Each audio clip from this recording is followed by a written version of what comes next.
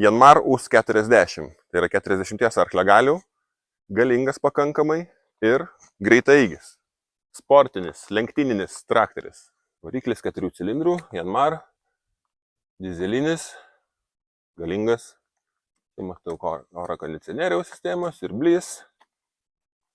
Viskas atrodo tvarkinga, viskas gražu. Priekiniai ratai 16 colių. Galiniai ratlankiai jau yra 26 colių, gan aukšti. Vairo stiprintuvas hidraulinis, labai lengvas valdymas. Hidraulinė cilindro pagalba vairas dirba. Taip, turim reversą. Labai patogus dalykas. Turim 3 pavaras pagrindinės ir turim 3 paletintas pavaras. Traktorius dirbęs 1200 motovalandų, labai nedaug.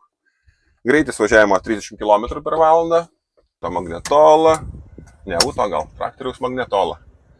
Tada vairo šitas oro kondicionierius, kabina ir šildama ir šaldama.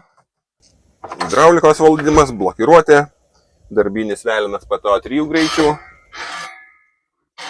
Priekinis tiltas galima įjungti, išjungti ir viskas kaip ir gražu, tvarkinga, neišlaužyta, nenubraižyta. Mylėjo japonas savo traktorių.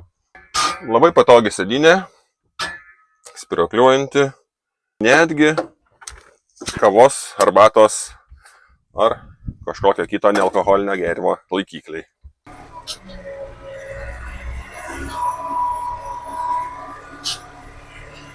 Jeigu ieškote galingo, patikimo traktoriaus su kabina, šis traktoriukas būtent jums.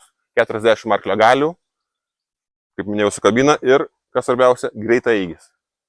Skambinkite, atvažiuokite į vietą, aptarsime kainą, pritaikysime nuolaidas. Nes tik Liepos mėnesį pas mus labai didelės nuolaidos.